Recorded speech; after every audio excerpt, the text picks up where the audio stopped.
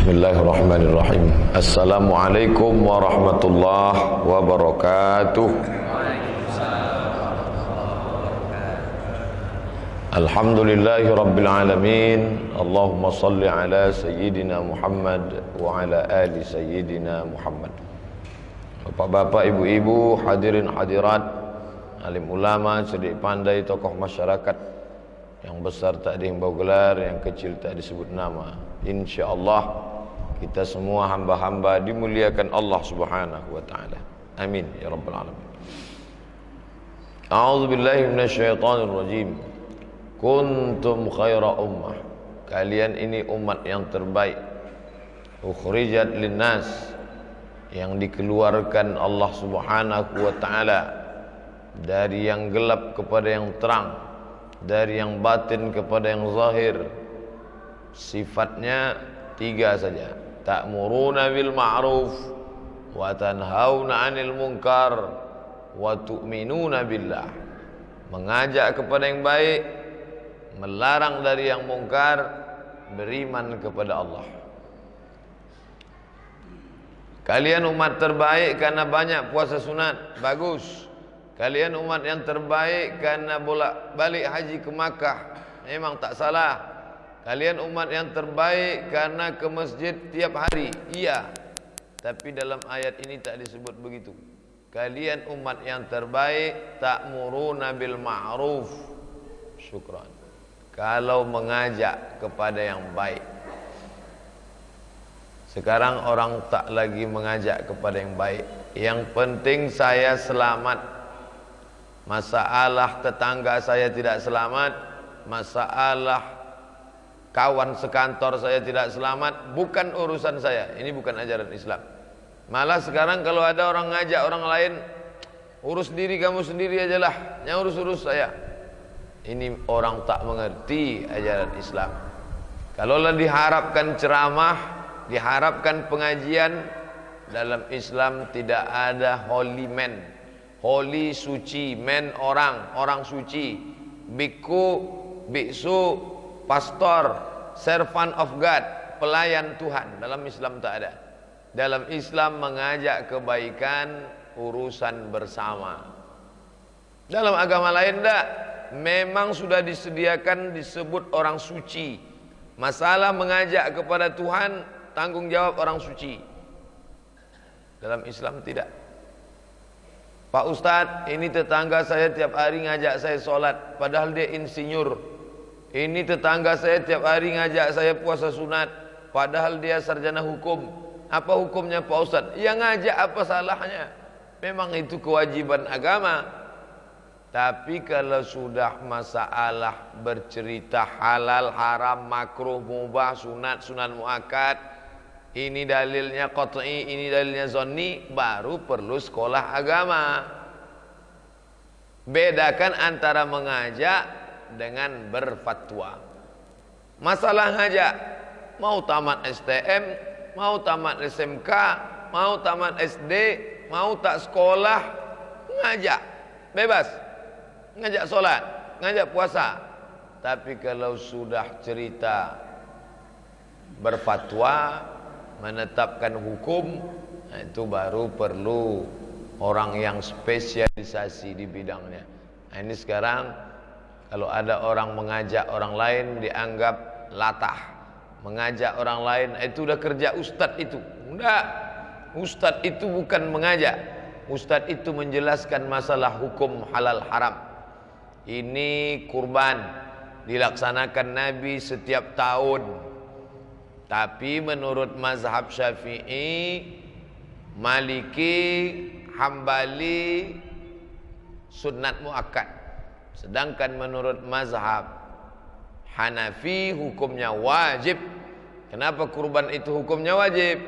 Karena Nabi pernah mengatakan, man wajada sa'atan, siapa yang rezekinya lapang, falam yudhahi, tidak mau berkurban, fala yaqrabanna musallana, jangan dekat-dekat tempat solat kami. Menurut hadis, kalau dalam hadis itu ada wa'id, ancaman, maka maknanya wajib. Ustadz menjelaskan hukumnya. ngajak kurban itu bukan tanggung jawab ustaz. Ibu ngajak anaknya, bapak ngajak istrinya, istri ngajak tetangga, sahabat ngajak kawannya, itu tanggung jawab bersama. Jadi masalah ngajak orang tidak perlu sekolah agama. Sekarang orang silap, khilaf, tak bisa dia membedakan mana mengajak, mana menjelaskan masalah hukum agama. Yuk sholat berjamaah ke masjid yuk. Jangan ajak saya. Emangnya kamu ustaz? Masalah ngajak sholat tidak mesti ustaz.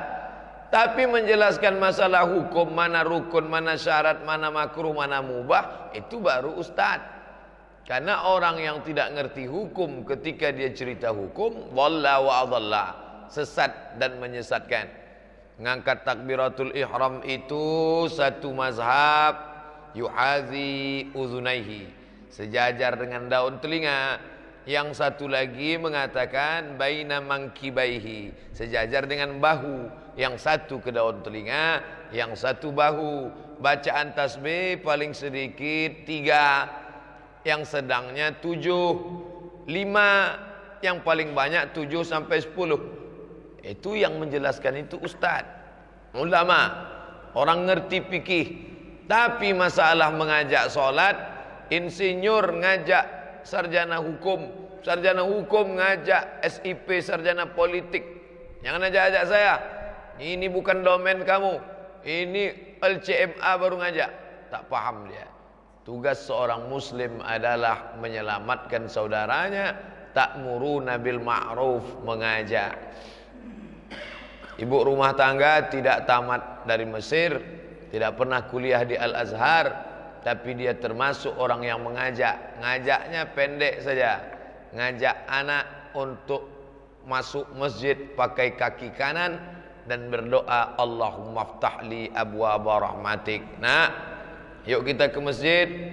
Nanti langkahkan kaki kanan, baca Allahumma ftahli abwaaba rahmatik. Kamu sebelum tidur malam jangan lupa baca doa, Bismika Allahumma ahya wa amut. Simple, sederhana, sepele. Orang menganggap itu bukan ilmu besar. Dia bukan ahli tafsir. Tidak cerita tentang asbabun nuzul, tidak cerita tentang masalah kandungan dalam ayat. Tapi dia sudah berbuat ta'muruna bil ma'ruf, mengajak berbuat baik. Bapak Ibu yang dimuliakan Allah, agama ini dibagi 2. Satu, ngajak buat baik. Yang kedua, wa tanhauna 'anil munkar, melarang orang buat mungkar. Ngajak buat baik sedikit, yang sedikit itu pun berat lidah orang untuk buat baik. Yang paling berat lagi adalah melarang buat mungkar.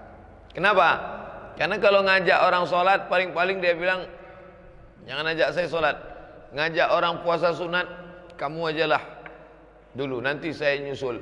Tapi kalau sudah cerita masalah mungkar, ini sudah terkait dengan orang sakit hati.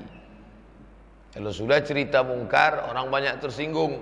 Kalau sudah cerita orang tersinggung, ujung-ujungnya marah. Kalau sudah cerita orang marah, hubungan akan renggang dan orang takut. Kenapa kamu tadi tidak ada cerita masalah narkoba? Takut saya cerita narkoba, Pak. Kenapa? Anak dia pecandu narkoba. Kenapa kamu tak ada cerita masalah riba? Takut saya cerita riba. Kenapa? Anaknya kerja di bank konvensional. Kenapa kamu tadi tak ada cerita masalah sihir? Takut saya sihir. Kenapa? Mertuanya dukun besar. Jadi kalau gitu apa yang paling aman? Cerita sabar. Marilah kita sabar. Kalau sakit sabar. Kalau datang musibah sabar. Anak kita dilarikan orang sabar. Bini kita dibawa orang sabar. Bukan itu ajaran Islam. Ajaran Islam adalah wa tanhauna 'anil munkar, larang orang berbuat mungkar. Walaula daf'ullahi nasa ba'dhum bi ba'dhin, kalaulah bukan karena nahi mungkar, sudah lama Islam ini hancur. Alhamdulillah, ketika satu kelompok hilang akan muncul yang lain, kelompok hilang muncul yang lain, tapi yang nahi mungkar akan terus tetap ada. Itulah yang dijanjikan Nabi SAW. La tazalu akan tetap ada ta'ifatun, sekelompok orang, min ummati, di antara umatku, zahirina 'alal haq, menampakkan kebenaran, menjatuhkan kemungkaran, la yahzunuhum man khadhalahum, orang yang mengejek mereka, mencaci maki mereka, menyumpah serapah mereka, tidak membuat mereka sedih dan berkecil hati, hatta ya'tiya amrullah, sampai datang perkara Allah. Allah menunjukkan kebenaran. Itulah yang membuat Abu Jahal, Abu Lahab, Abu Sufyan marah sama Nabi Muhammad sallallahu alaihi wasallam. Kalau Nabi Muhammad itu cuma ngajak solat subuh, nggak mungkin Abu Jahal marah. Mereka biasa bangun subuh. Kalau Nabi Muhammad ngajak ayo haji, tak mungkin Abu Lahab marah, karena Abu Jahal, Abu Lahab, Abu Sufyan tiap tahun melaksanakan ibadah haji. Ibadah haji sudah ada sebelum Nabi Muhammad sallallahu alaihi wasallam datang. Hanya tidak ditulis saja namanya. Kalau ditulis haji, itu haji semua. Haji Abu Jahal, haji Abu Lahab, haji Abu Sufyan. Bertambah bunyi ayat itu, tabat yada haji abi lahabi wa tab. Mereka itu haji-haji semua. Lalu kenapa marah mereka? Karena Nabi melarang menyembah Lata, Uzza, Manat, Hubal, Jibti, Tagut, Naham. Marah mereka. 40 tahun Nabi tak ada melarang mereka. Mereka senang. Kalau ditanya siapa itu Al-Amin, mereka tak sebut Muhammad. Siapa itu yang lewat itu? Al-Amin. Kenapa mereka senang? Karena Muhammad tidak pernah mengotak-atik kepentingan mereka. Tapi ketika Nabi mulai mengatur masalah khamar mereka, mereka hobinya minum khamar. Pagi minum khamar, siang minum khamar, malam minum khamar. Turun ayat khamar, tumpahkan khamar sampai basah pasir jalan depan kota Madinah. Mereka simpan itu khamar dalam tabung kayu. Mereka simpan dalam labu. Ada namanya karak labu. Lalu kemudian labu ini dikorek isinya, dijemur kering. Ada namanya zaf, yaitu pangkal korma yang dipahat. Nah, itu tempat khamar. 4 tempat khamar. Satu lagi kayu yang disusun, diikat, lobang-lobangnya ditutup pakai tir, seperti gala-gala pada sampan kayu. Tempat khamar. Nabi melarang itu tempat khamar. Kenapa? Khawatir orang Islam sholat tapi ada tempat khamar di rumahnya. Lalu orang bertamu, dia tengok, kasihan teman saya, sholat juga, minum khamar juga. Padahal tempatnya saja tempat khamar, isinya air zam-zam. Tapi orang sudah kadung su'uzon. Dulu menyimpan tempat khamar aja tak boleh. Sekarang orang malah membuat tempat khamar sebagai jambangan ruang tamu. Berapa banyak orang Islam mengkoleksi tempat-tempat khamar. Bangga pula tu Pak Haji menyimpan tempat khamar. Alhamdulillah Pak Ustaz, saya sejak tobat ni alhamdulillah. Tapi sebelum tobat dulu tengoklah semua koleksi saya ni. Dosa kok bangga. Dosa tu mesti dimintakan ampunnya kepada Allah, menetes air mata minta ampun. Ini tidak. Simpan bekas-bekas tempat khamar. Campak kan? Nahi mungkar. Pak Ustadz, nanti kalau ceramah tolong jangan singgung-singgung masalah jilbab ya. Kenapa? Ini istri kepala dinas belum pakai jilbab lagi. Ustadz kok di request? Kalau saya digitukan, saya ngangguk aja. Iyalah, insyaallah. Adapun judul pengajian kita adalah perempuan yang masuk neraka karena tidak mau pakai jilbab. Tahu dia. Nyesal saya ngundang Ustaz tuh. Ini yang pertama dan terakhir. Ya tak apa-apa. Siapa yang tak pakai jilbab, menolak ajaran Islam, maka dia kafir. Afatu'minuna bi ba'dil kitab wa takfuruna bi ba'd. Apakah kalian percaya kepada sebagian, kalian tolak sebagian? Kalian percaya ayat salat, kalian percaya ayat zakat, kalian percaya ayat haji, kalian percaya ayat umrah, tapi ayat jilbab kalian tak percaya. Kafir menolak ayat jilbab. Yalah Pak Ustaz, tak diundang-undangnya lagi Ustaz. Mana ni tak diteleponnya lagi. Setelah 3 bulan baru telepon lagi. Alhamdulillah Pak Ustaz, mohon maaf kami lama, banyak yang tersinggung kemarin. Terus kenapa saya diundang lagi? Udah mati yang tersinggung tu Pak Ustaz. Banyak orang kalau banyak-banyak tersinggung tu cepat mati. Yang penting kita macam rel kereta api saja. Macam rel kereta api. Apa yang ada di situ ya terserah, sampaikan. Ridwan nas ghayatun la tudrak. Kalau mau dicari kesenangan hati orang lain yang tak akan pernah kita temukan sampai kapanpun, bicaralah. Makanya kata Buya Hamka dalam tulisannya tahun 80-an, hai Majelis Ulama Indonesia, bicaralah. Waktu itu dia sudah keluar dari Majelis Ulama Indonesia. Dia keluar dari Majelis Ulama Indonesia bukan karena korupsi. Dia keluar dari Majelis Ulama Indonesia karena mempertahankan fatwa haram Natal bersama. Buya Hamka, ya, fatwa dari Majelis Ulama Indonesia tentang haram Natal bersama itu menghalangi presiden untuk Natal bersama non-muslim. Sedangkan kita sedang menggalakkan kerjasama antar umat beragama, ingin Natal bersama, nyanyi-nyanyi bersama, jingle-bell bersama. Tolong Buya cabut ini fatwa. Tidak, kata Buya Hamka. Kalau begitu pilihannya 2, kata Menteri Agama, Ratu Alam Shah Prawira Negara, bertahan menjadi ketua MUI, copot fatwa, atau fatwanya tetap Buya turun, biar saya turun. Prinsip, hidup harus berprinsip. Apa kata Rusdi Hamka, anak Buya Hamka, ketika Buya turun dari jabatan ketua Majelis Ulama, lebih banyak ucapan selamat ketika dia turun daripada ketika dia naik. Orang bangga dengan prinsip hidupnya. Orang beriman nampak kualitasnya ketika dia mampu melaksanakan nahi mungkar. Yang penting bukan saya yang buat, yang penting bukan saya yang mabuk, yang penting bukan saya yang... Bukan begitu masalahnya. Satu yang berbuat di komplek ini, kita semua ikut menerima akibatnya. Hadis riwayat Tirmidzi, la ta'murunna bil ma'ruf, ajak orang buat baik, wa la tanhauna 'anil munkar, larang orang buat mungkar. La yushikanna ayyab'athallahu 'alaikum 'iqaban.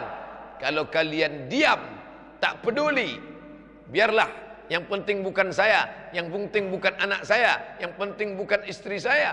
Diam kalian melihat kemungkaran. La yushikanna ayyab'athallahu 'alaikum 'iqaban.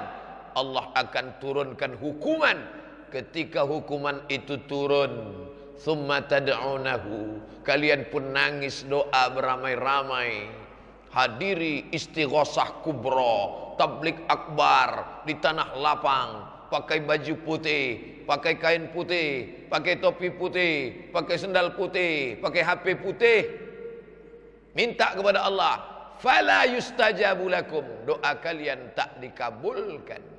Salah satu penyebab doa tak dikabulkan karena tidak melakukan nahi mungkar. Sekarang orang jual khamar berserak-serak di tepi jalan. Itu sebetulnya kalau melihat gitu gimana cara mengatasinya Pak Ustadz? SOP-nya gimana? Nabi udah jelaskan, man ra'a minkum mungkaran, siapa di antara kalian yang melihat kemungkaran, falyughayyirhu biyadihi, robah dengan tangannya. Mana dengan tangan? Nih dengan tangan. Itu kan artinya kekuasaan Pak Ustadz. Tengoklah hadisnya, biyadih, yadih itu dengan tangan. Jadi kalau gitu, ya dengan tangan. Kalau sanggup dia dengan tangan, diambilnya martil, dihancurkannya. Oh itu anarkis. Bukan anarkis, itu ajaran agama. Orang takut saja melakukannya. Ustadz kenapa tak buat? Saya kurus. Bapak yang berotot, yang tegap, buatlah. Lakukanlah. Lighayirhu biyadih, dengan tangan. Makanya hebat kawan-kawan kita yang sweeping di tepi pantai. Malam-malam keluar dari masjid, anak-anak muda pakai motor. Wah, sweeping, pakai jilbab, pakai jubah, pakai sorban. Mana surat nikahnya? Ini nikah, pacaran, apa tunangan? Tunangan pak, ini cincin. Mana? Apa beda cincin tunangan sama cincin hiasan? Tunangan pun tak boleh berdua-duaan. Tangkap, mana? Walinya, mana? Hebat, ini orang beriman. Remaja masjid tuh begitu kegiatannya. Ini remaja masjid pergi ke pantai mandi-mandi. Tuh apa remaja masjid mandi ke pantai? Anak kecil pun bisa mandi ke pantai. Remaja masjid lari pagi sekaligus sweeping. Falyughayyirhu biadi. Ini ustadz provokator nih. Saya nyampaikan hadis kok provokator. Falyughayyirhu biadi, dengan tangan. Bisa tempeleng dia. Makanya orang Islam harus bisa, harus kuat. Al-mu'minul qawi, mukmin yang qawi, yang kuat. Khairun, lebih baik, wa ahabbu ilallah, lebih dicintai Allah, minal mu'minid dha'if, daripada mukmin yang lemah. Ada seorang di pintu pasar, bawaannya lesu, loyo, mau mati aja buat. Kata Aisyah, ini siapa? Iki siapa? Ini huwa azhadun nas. Ini orang yang paling zuhud. Paling zuhud inilah orangnya Aisyah. Apa kata Aisyah?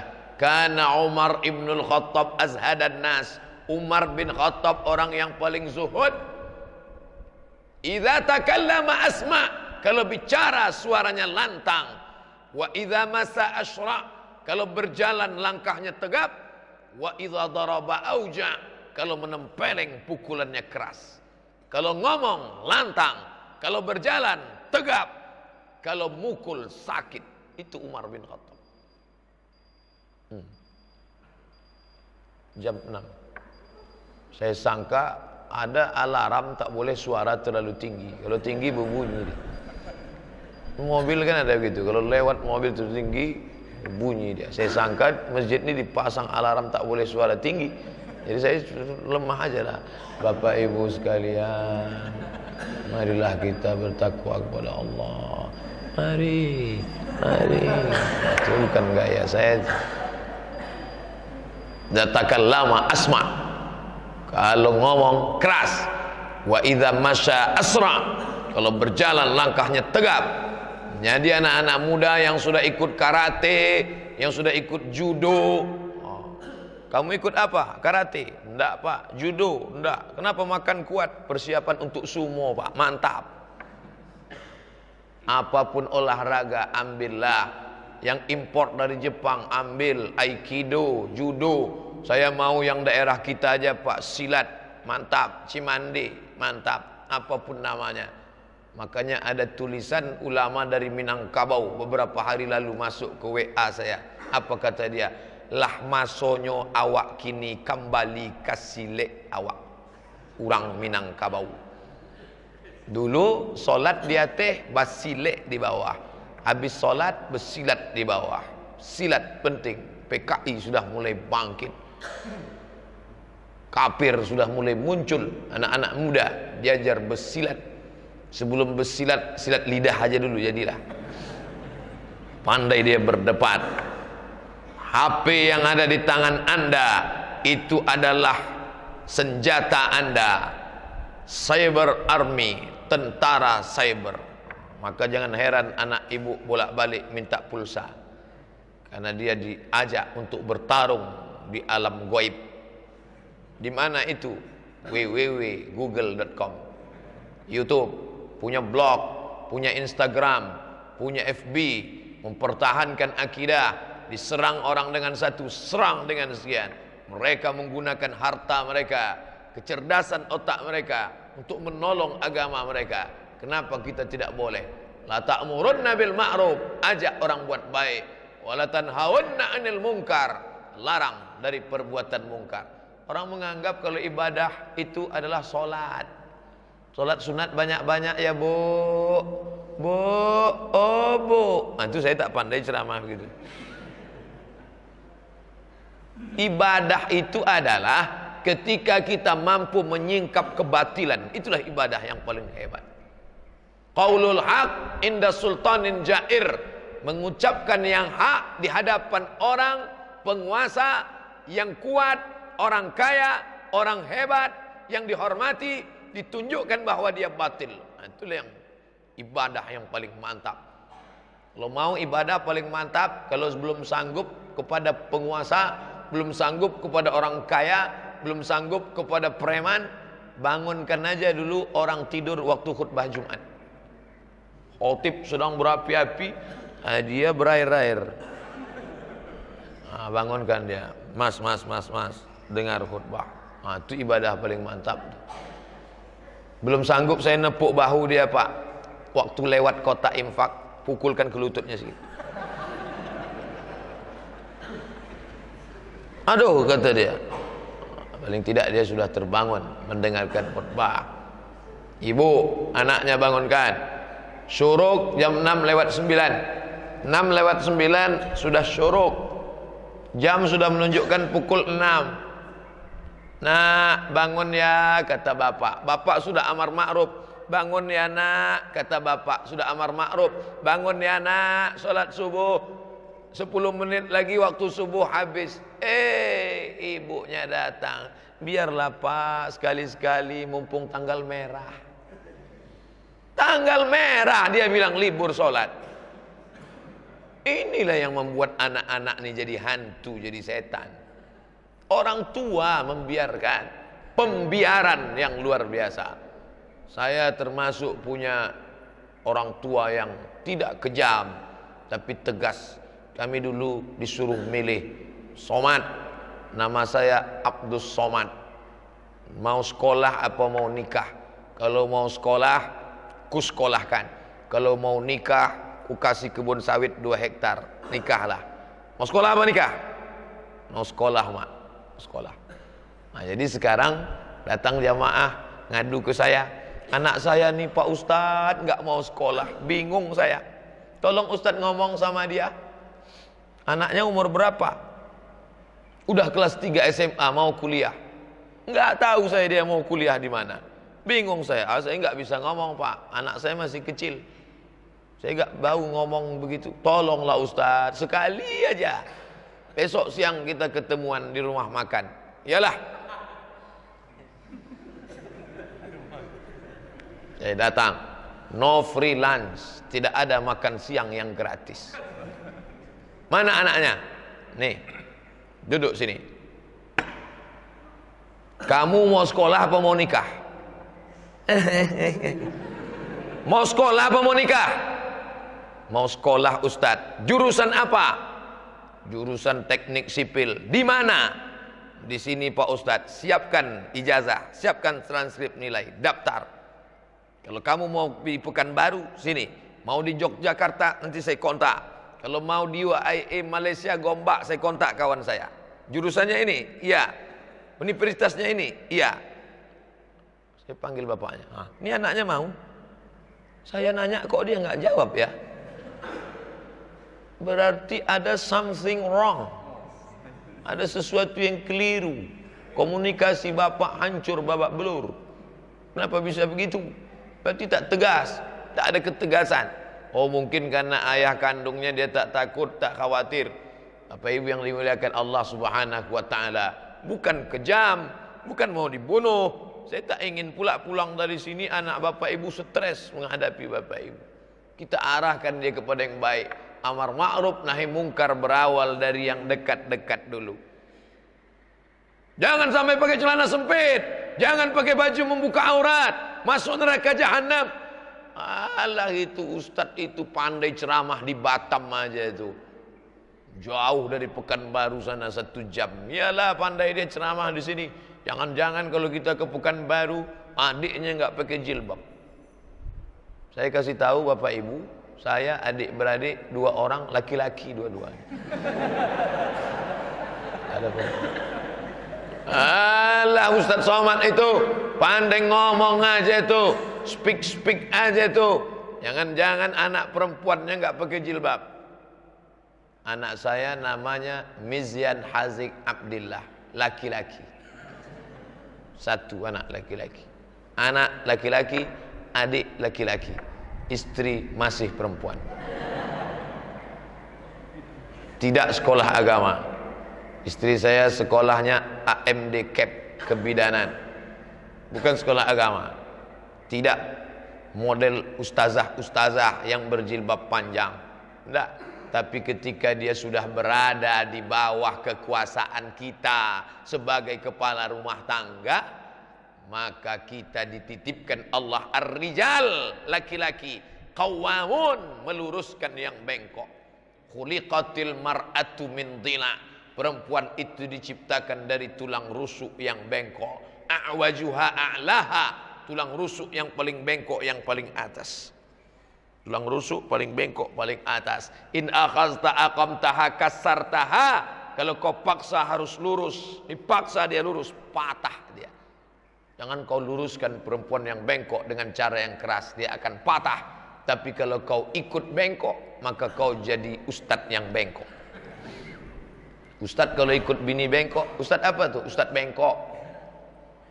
DPR kalau ikut istri bengkok, DPR apa tuh? DPR bengkok.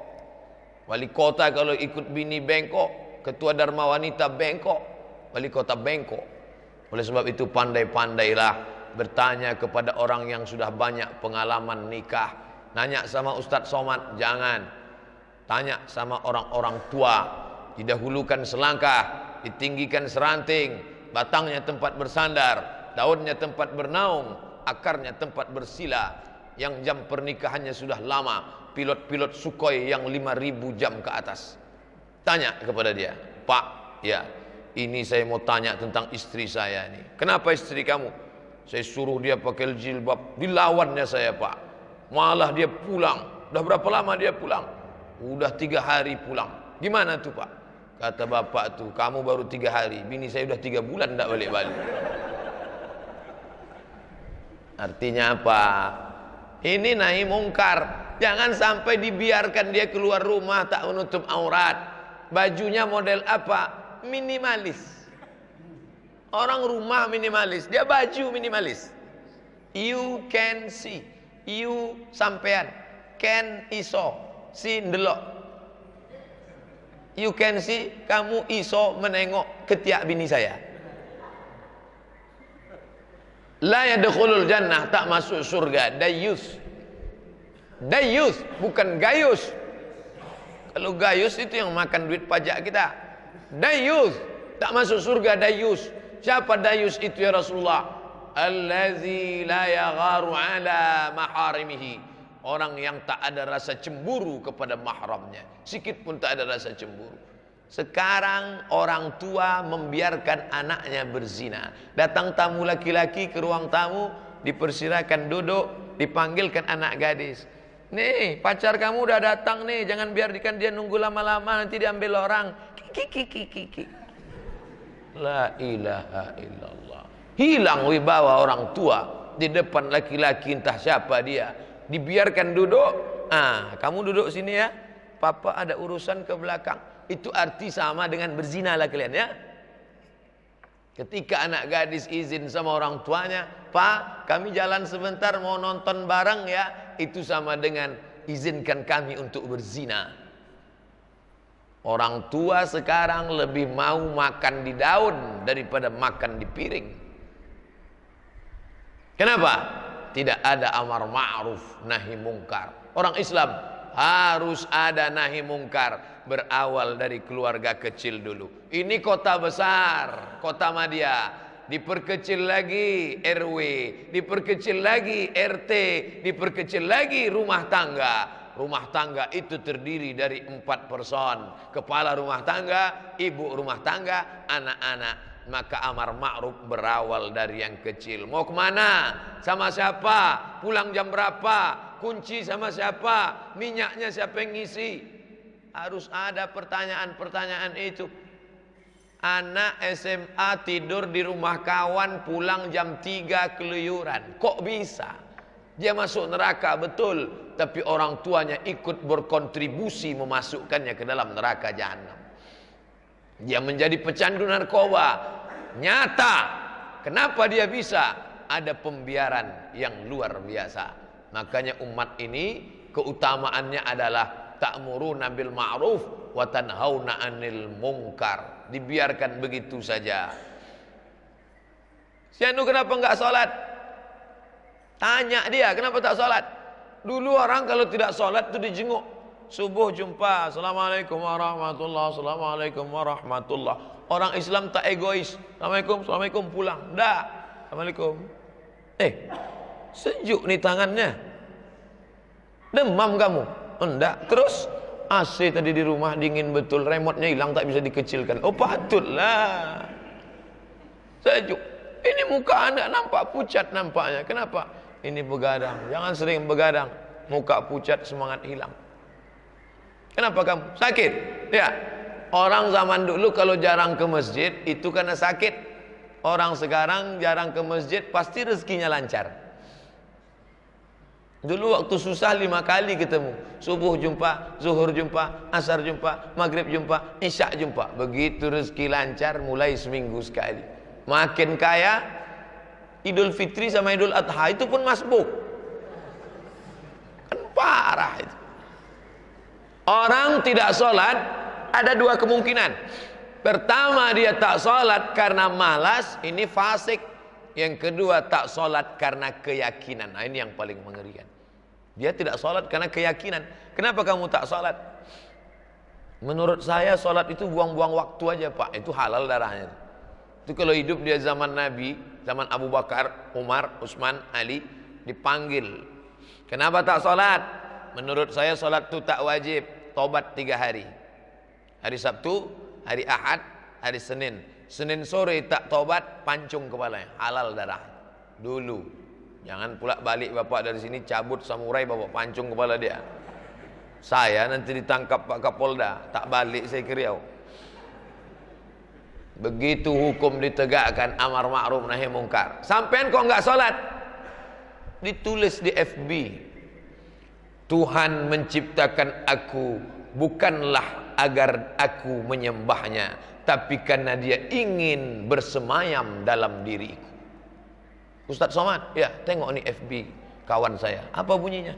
Tuhan menciptakan aku bukanlah agar aku menyembah dirinya, tapi karena dia ingin bersemayam dalam diriku. Ilmu apa nih? Inilah ilmu makrifat tuh Pak Ustaz. Makrifat udelmu bolong. Makrifat itu ilmu tasawuf. Imam Al-Ghazali sampai ke makrifat. Berapa lama dia sampai ke makrifat?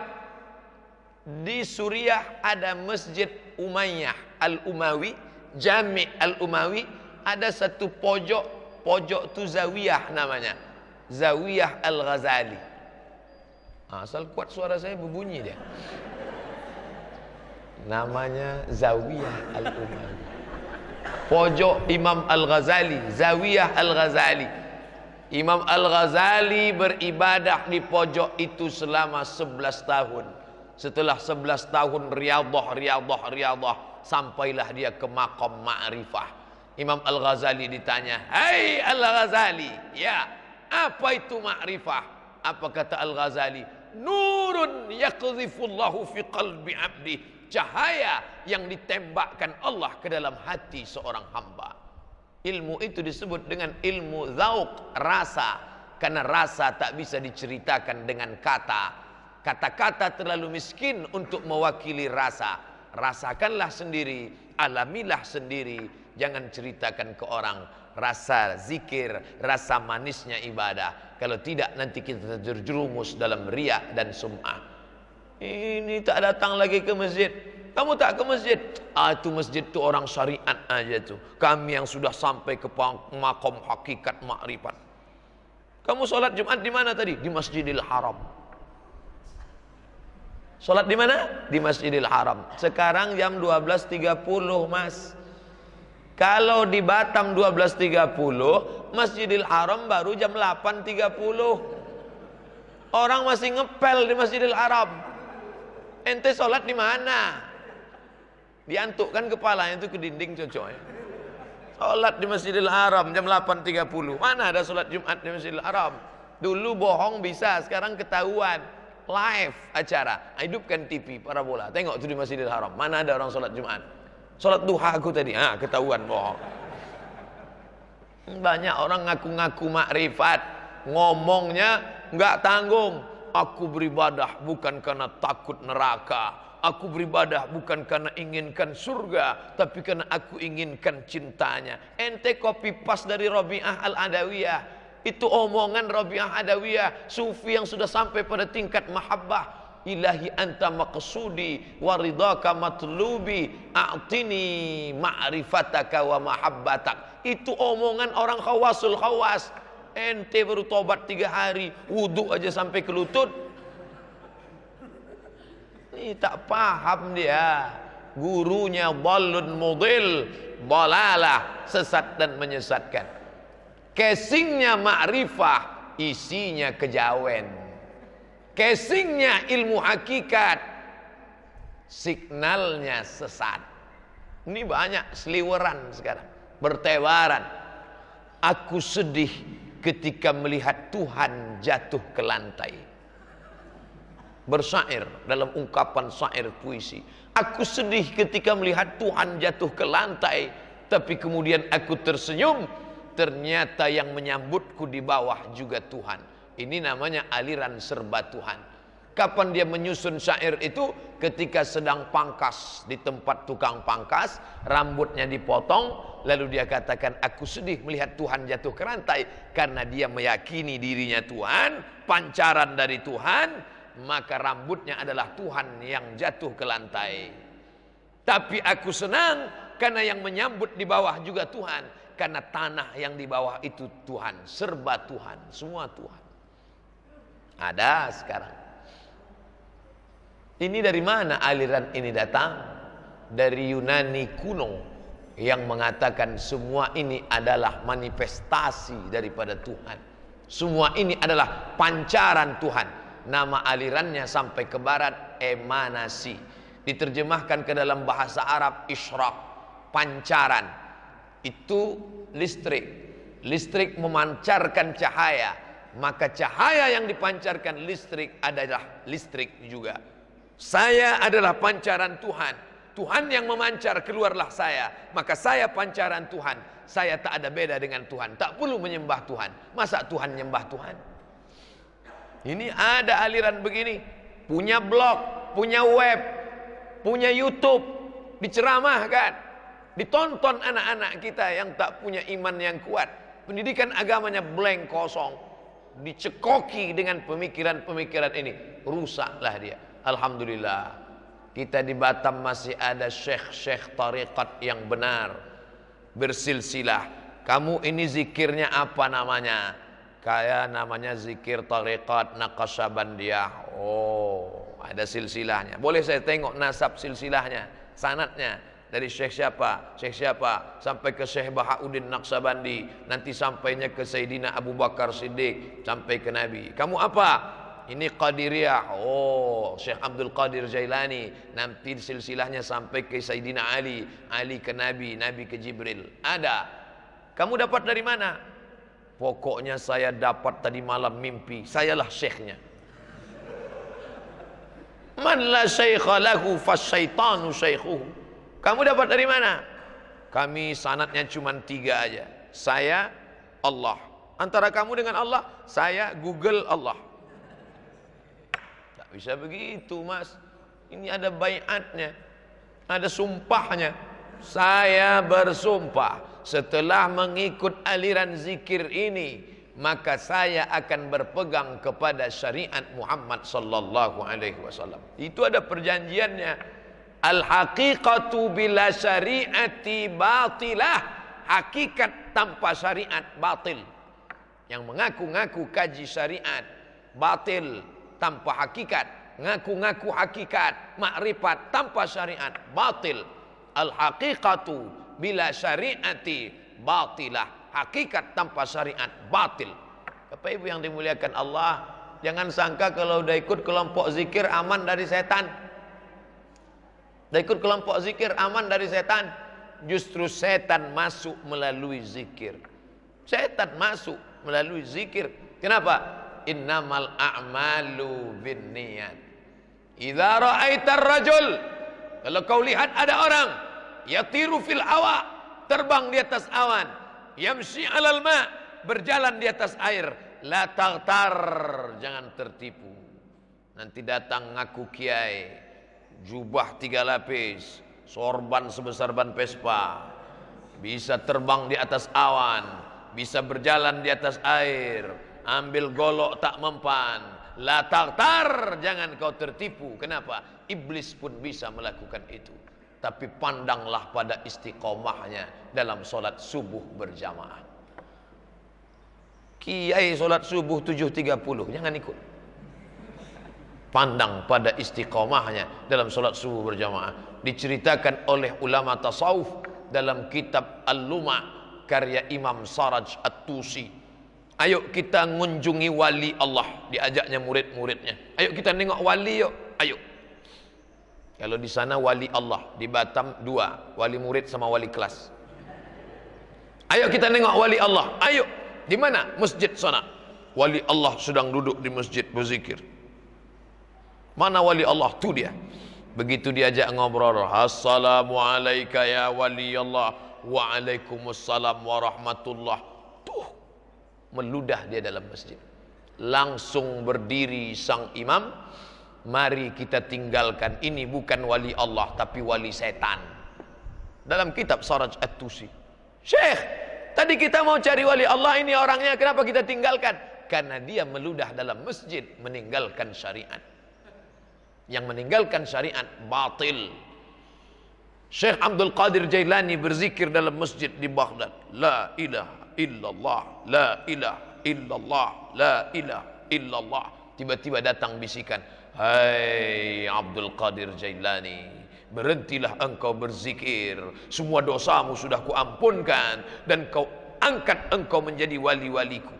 Apa yang dilakukan si Abdul Qadir Jailani? Langsung membaca ta'awuz, meludah ke sebelah kiri dengan sedikit tiupan, a'udzubillahi samil alim minasyaitonir rajim. Kenapa dia meniupkan bisikan ta'awuz? Karena dia tahu itu setan. Dari mana dia tahu itu setan? Karena bisikannya bertentangan dengan syariat. Ya, sekarang baru ikut zikir 2 hari, udah tak salat lagi. Kenapa? Tadi datang bisikan, jangan lagi salat. Salat itu hanya bagi orang syariat. Kau sudah kuangkat kepada hakikat. Kenapa kamu terima? Memang itulah yang ku cari-cari selama ini. Oh, batil. Alaikum bisunnati, ikutilah sunnahku, wa sunnatil khulafa'ir rasyidin, sunnah khulafa' rasyidin min ba'di, addu 'alaiha bin nawajiz, gigit pakai gigi gerah. Sudah masuk waktu salat sunat isyraq. Salat sunat isyraq waktunya 12 menit setelah syuruk. Sekarang 21. Matahari terbit. Ini permukaan bumi, ini matahari. Ketika matahari terbit jam 6:09 tadi, datang setan. Setan menghampiri. Setan menghampiri dengan 2 tanduk setan.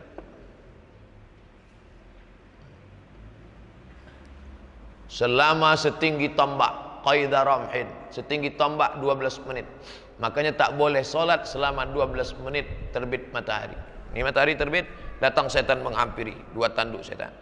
Begitu lewat 12 menit baru dia berhenti. Dulu mereka sengaja menyembah setan dalam 12 menit. Ya Lata, ya Uzza, ya Manat, ya Hubal, ya Jibti, ya Taghut, ya Naham. Maka Nabi melarang. Lewatkan 12 menit, solat sunat isyraq. Syaratnya 3. Solat subuh berjamaah, berzikir dengan Allah, jangan keluar masjid. Kalau batal wuduk Pak Ustadz, silakan wuduk lagi, boleh. Jangan sampai gara-gara Ustadz bilang tak boleh keluar, menahan kentut sampai biru mukanya. Enggak apa-apa, batal wuduk. Salat subuh berjamaah, duduk berzikir dengan Allah sampai terbit matahari. Salat sunat 2 rakaat. Usolli sunnatal isyraq. rak'ataini lillahi ta'ala. Pahalanya kanat lahu ka ajri hajjatin wa umrah, dapat pahala seperti haji dan umrah. Tamah, tamah, tamah, sempurna, sempurna, sempurna, seperti haji dan umrah. Yang sudah bayar ONH jangan ditarik gara-gara ini. Saya tak ingin pulang dari sini langsung ke bank. ONH saya tarik. Kenapa? Kata Ustaz Somad, kami tadi pagi sudah haji dan umrah. Oh, itu sesat tuh. Salat sunat isyraq 2 rakaat. Bisa seminggu sekali, bagus. Tak bisa sebulan sekali, tak bisa setahun sekali, tak bisa sama sekali, mati ajalah. Allah kasih kita umur panjang, badan sehat, isilah untuk beribadah. Alhamdulillah, subuh ni bisa kita laksanakan. Hari libur, besok hari Ahad, cari lagi masjid, pengajian. Habis subuh, pengajian, salat sunat isyraq 2 rakaat. Hadis riwayat Tirmizi, status hadis hadisun hasan, layak diamalkan. Itu yang dapat saya sampaikan. Terima kasih atas segala perhatian. Mohon maaf atas segala kesilapan. Kita baca doa kafaratul majlis. Subhanakallahumma wa bihamdika asyhadu an la ilaha illa anta astaghfiruka wa atubu ilaih. Wa sallallahu ala sayyidina wa maulana Muhammad wa ala alihi wa sahbihi wa sallam. Walhamdulillahi rabbil alamin. Terima kasih. Mohon maaf banyak silap dan salah. Wassalamualaikum warahmatullahi wabarakatuh.